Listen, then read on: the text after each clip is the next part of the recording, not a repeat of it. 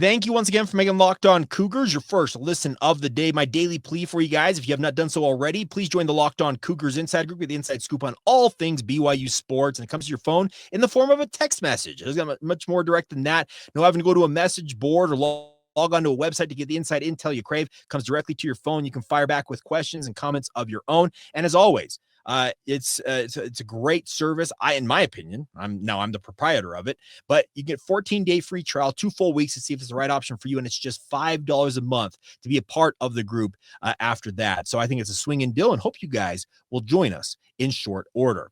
All right, let's finish up today's show talking about QB recruiting. Now, obviously there's a lot of us out there still wondering what Ryder Lyons is going to do. Well, he is at Folsom High School, and he is a fantastic prospect because, he's a 5-star prospect that BYU's in the hunt for.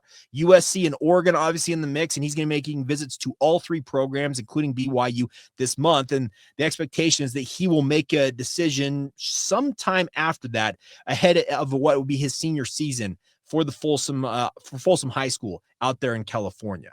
Putting that aside, well, yesterday, if you did not see it, a guy also from Folsom High School who also happens to play quarterback announced that he has an offer from BYU. Well, who is he? He's Brody Rudnicki, and he mentions that his mom in his tweet announcing his offer from BYU is a BYU alumnus. Now, Brody is a member of the Church of Jesus Christ of Latter-day Saints, as I understand it, and he is the principal backup to Ryder Lyons. Now, Folsom is a place that has got really high-level football around it. I'm going to throw this up here. I'm going to let you guys watch his highlights as we're talking about him. Now, these are his sophomore year highlights, to be clear. So these are not varsity highlights, but the bigger point is this is a kid that I think could absolutely become a future option for BYU. And apparently, he is good enough of an option that BYU offensive coordinator Aaron Roderick decided to offer him a scholarship after watching him at BYU's camp, despite him not even starting a varsity football game. Now, he is a member of the 2027 recruiting cycle, so he's only a year behind Ryder Lyons. In theory, he would stay at Folsom this year as the backup to Ryder Lyons and then really only have 1 full year as a full-time starter at the varsity level at Folsom High School. But if you watch these highlights, and if you're watching on YouTube, what I see, and I watch these multiple times, he shows the dual threat capability that BYU covets. He lists a 4.66 40-yard dash. He's got good size for a sophomore going into his junior season. It's 6'1.5" or 6'2", 200-plus pounds. But he also shows the arm to make every throw. Now, I will admit, these are at the sophomore level in California. So it's not varsity players he's going up against, but watch him throw guys open. That is a mark of a really, really good quarterback. And that's why I think Rudnicki is bringing to BYU. And I apologize. I probably should have noted this right at the outset. If I'm pronouncing his name wrong, I could not. I usually try and go find a video where they have pronunciation. I couldn't find one. So if I got it wrong, please, let me know in the comments. I always appreciate that because it does help me be better as a broadcaster and a podcaster. But I look at these highlights and I think that there's a reason why BYU sees something in this young man, because he's shined at camp, obviously, and you watch these highlights, he shows every intangible that BYU likes in their quarterbacks. And all of recruiting in many respects is about projecting years down the line. Now, this is a young man, like I mentioned, who's a member of the Church of Jesus Christ of Latter-day Saints. Let's say he's planning on going on a mission for the church. Well, as a member of the 2027 recruiting cycle, he would sign in 2027, go on a mission potentially if he doesn't go to BYU first, and then miss a full 2 years. So you may not see him until the end of this decade in 2030. That's how far down the line we're talking about here. And I know that some of you are out on recruiting because of the mission thing, and you say, well, it does me no good to talk about a kid like this because, simply put, my kids maybe be talking about this kid. I appreciate the fact that BYU's done their due diligence on guys like this. I know that Aaron Roderick, Matt Mitchell, kind of the quarterback coach tandem. Aaron has the quarterback coach title along with being the offensive coordinator for BYU. But Matt Mitchell, for lack of a better term, I know he's an offensive analyst, but he's the assistant quarterbacks coach at BYU. And they both do extensive homework on quarterbacks. They know about these kids going back in some cases to when they're in junior high school because they start coming to camps at BYU and they keep tabs on the guys. And I can understand why BYU offered Rudnicki here, because I look at it and I say, yeah, he's got everything that you want to see in a BYU quarterback. He's got wheels, dual threat capability, and the live arm, the big arm to push the ball down the field, which is an absolute hallmark of what Aaron Roderick is looking for at BYU. So looking at it, I'm both a bit surprised, but also stunned at the same time that BYU would have offered a kid of this caliber this early on in his high school career. But the more I look at it, yeah, he's got the skills that could potentially pay the bills down the line. So we'll see what happens. But yet another quarterback to kind of file away in terms of guys that you're looking at and saying, hey, what are the chances this guy could be the next guy?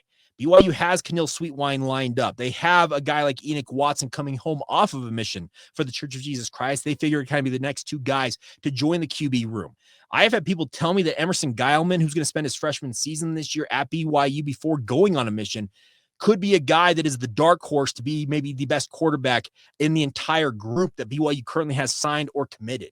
Now, if Ryder Lyons ultimately commits to BYU, I think he would probably take that cake because, simply put, he's a 5-star prospect. He's a top 20 national prospect. He would really just make BYU's recruiting class shine. And I talked earlier this week as well about BYU and the chances they could move inside the top 25 in recruiting rankings or the top 20.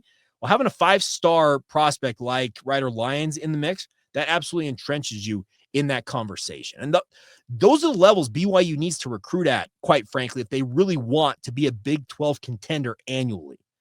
I know I had a comment on social media, it might have been on YouTube, saying it's hard for me to get excited for 3-star prospects, Jake, because I'm past that. They need to be 4 and 5-star guys. Let me school you just a little bit on that. Not all 3 stars are made the same. It depends on the rating, and I prefer the 24/7 sports ranking because they also has the composite rating. Anything 86 and above is what I consider to be a high 3-star. And it's not a perfect science. It never is. I mean, recruiting, like I said, it's prognosticating on guys literally years down the line. But if you're looking at a guy who's an 85 or lower 3-star prospect, yeah, that's more of the 3-star prospect that BYU has kind of made hay on over the past decade under Kalani Sitake, where more often than not, they have developed those guys and made them into 4 and 5-star production guys, given the time and resources in the program. The bigger point now is BYU starts to see their recruiting pipeline, see the 86, 87, 88, and then you get into the 89, 90s where it's a 4-star prospect. You start to add more of those guys. Guess what gets better? Your overall talent base and thereby more chances to win and to win at a high level. So I really like what BYU is doing here. And yeah, you may have been stunned that a guy who's never never has suited up to start a varsity football game got an offer as a quarterback from BYU. But I trust Aaron Roderick's ability to scout talent. Some of you are out on A-Rod. I get that. Some of you like to label me an A-Rod stan. So be it. I really do think he does a great job evaluating talent. Has he landed all the guys you would like him to land? No, he hasn't. That's a fair criticism. But I can respect that he sees things that others may not see, and he wants to get in early with some of these prospects before they really blow up. Rudnicki at 24/7 Sports does not have any rating whatsoever so far. It's because he hasn't played varsity football yet, so it's hard to get a gauge of what kind of prospect he is. He may end up as a mid-tier 3-star prospect, but guess who else was a 3-star prospect? A guy named Zach Wilson, another guy named Jaron Hall. Pretty good quarterbacks, if you think about it. And wasn't Zach at one point a 2-star? So once again, it's an inexact science, but I can respect the way BYU goes about this. And I think that Brody Rudnicki is a name to file away for future reference. All right, that is going to do it for today's edition of the podcast. It's good to be back in the saddle. Had a little technical difficulty last night, but glad we were able to get a shorter form podcast out for you in the meantime. But we are back in action, full length podcast. And as always, thank you for making Locked On Cougars a part of your day. Thank you for making your first listen, in fact, of the day. And once again, thank you for being everydayers with us right here on the Locked On Cougars podcast.